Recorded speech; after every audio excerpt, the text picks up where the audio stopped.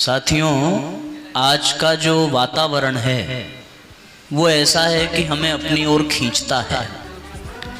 हम बाहरी दुनिया के आकर्षण में, बाहरी दुनिया के चकाचौंध में इतनी तेजी से आकर्षित होते हैं कि हम अपने स्वरूप को भूल जाते हैं, हम अपने बोध को भूल जाते हैं। और जब इंसान सब कुछ याद रखे लेकिन खुद को ही भूल जाए तो वो किसी लायक नहीं रह जाता। और उसे कुछ भी ना पता हो पर उसे ये पता हो कि वास्तव में वो कौन है, वो किस लिए आया है, उसका उद्देश्य क्या है, उसके लिए अनुशासन क्या है, उसके लिए मर्यादाएं क्या हैं, तो वो जिंदगी के हर समस्याओं का समाधान ढूंढ लेता है। एक छोटी सी कथा आप सबको सुनाते हैं। आपने सुना भी होगा कि शेर का एक बच्चा और वो भटक करके गीदड़ों के झुंड में पहुंच गया। गीदड़ों के झुंड में रहने के कारण वो शेर का बच्चा ये भूल गया कि वो जंगल के राजा का बेटा है।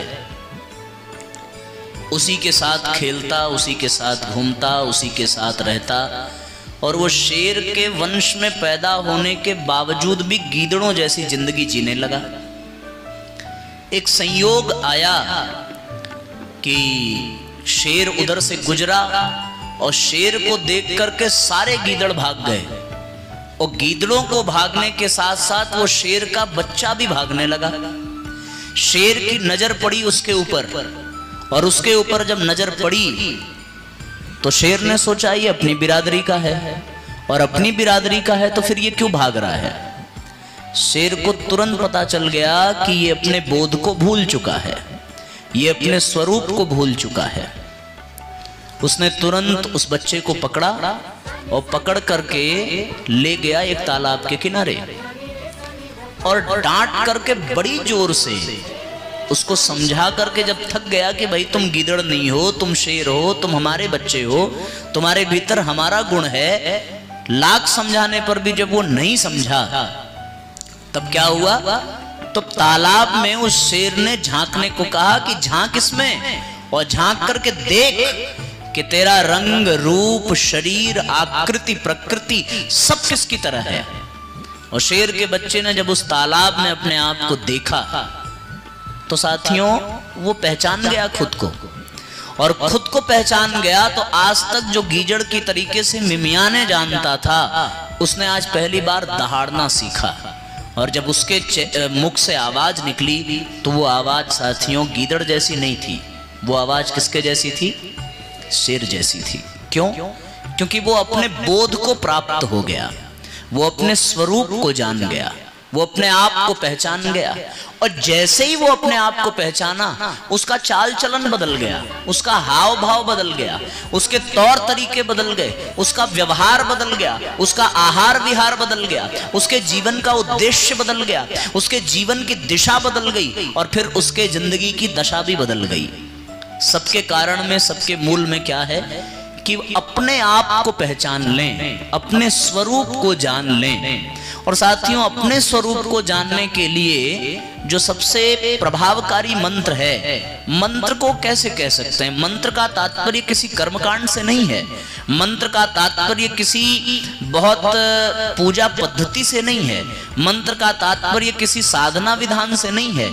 आपने बात बात में सुना होगा, यदि आप कभी किसी समस्या में फंसे होंगे और अपने बड़े बुजुर्गों के पास अपनी समस्या लेकर के गए होंगे तो उन बड़े बुजुर्गों ने आपसे इतना ही कहा होगा कि मैं तुझे एक मंत्र देता हूं और इस मंत्र का उपयोग कर ले, तेरी जिंदगी बच जाएगी।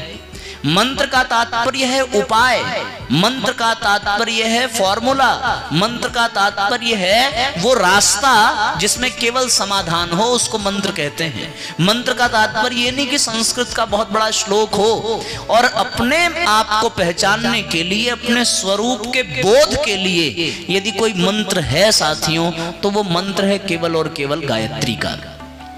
गायत्री मंत्र में वो शक्ति है जो आपको आपकी पहचान करा देती है। दुनिया की सारी चीजें दुनिया का परिचय कराती हैं, पर गायत्री की जो शक्ति है, गायत्री मंत्र का जो प्रभाव है, उसका सबसे पहला लाभ मिलता है कि वो इंसान को इंसान का परिचय करा देती है।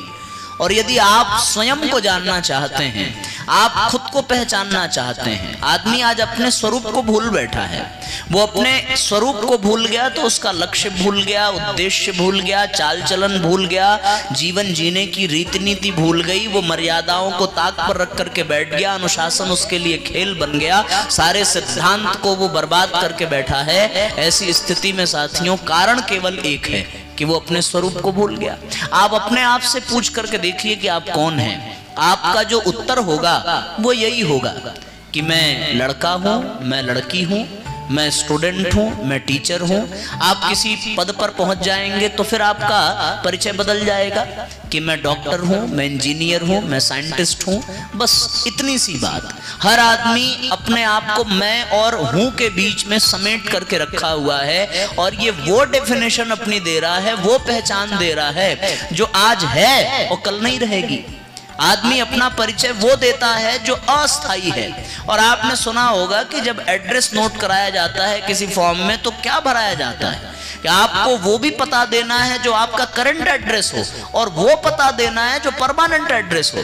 हम लोग करंट एड्रेस तो जानते हैं साथियों, पर परमानेंट एड्रेस भूल करके बैठे हैं। करंट एड्रेस तो है कि मैं लड़का हूं, मैं लड़की हूं, मैं अध्यापक हूं, मैं टीचर हूं, मैं साइंटिस्ट हूं, मैं ये हूं, मैं वो हूं। ये करंट एड्रेस हो सकता है, पर ये परमानेंट एड्रेस नहीं हो सकता। एक और कहानी याद आती है कि एक आदमी रामकृष्ण परमहंस के पास गया और उनसे जाकर के कहने लगा कि साहब, हमने सुना है कि माँ काली आपसे बात करती हैं, मुझे भी उनसे बात करनी है। तो उन्होंने कहा कि भाई माँ काली अभी तो नहीं मिल पाएंगी, तुम अपना एड्रेस दे करके जाओ। एड्रेस दे दोगे तो फिर वो अवश्य तुमसे मिलने के लिए मैं उनको तुम्हारे पास भेज दूंगा। उसने अपने घर का एड्रेस दिया।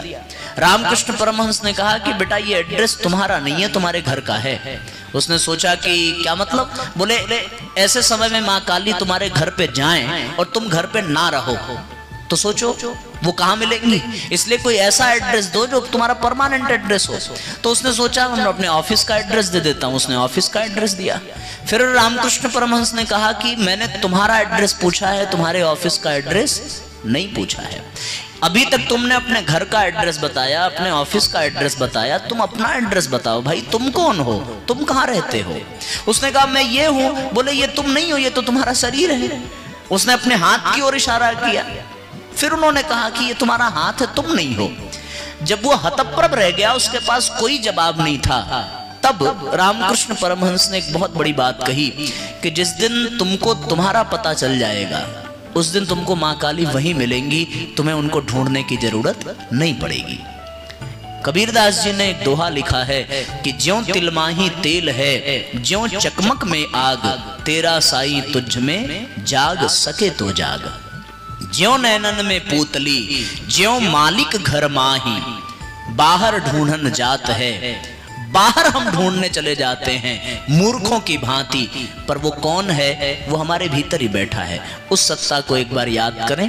नेत्र बंद कर लीजिए, कमर सीधी कर लें, मेरुदंड को सीधा करें और पूरी श्रद्धा के साथ, पूरे विश्वास के साथ इस भाव से गायत्री मंत्र का उच्चारण करें कि वो शक्ति हमें हमारी पहचान करा सके, हम अपनी क्षमता को जान सके, अपनी प्रतिभा को जान सके, अपने जीवन के लक्ष्य को जान सकें। इस उद्देश्य से एक बार हमारे साथ साथ गायत्री महामंत्र का उच्चारण करें। ओम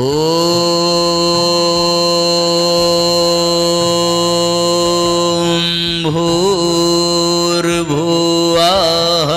स्वः तत्सवितुर्वरेण्यं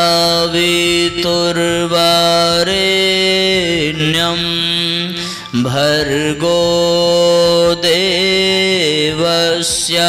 धीमहि धियो यो नः प्रचोदयात्।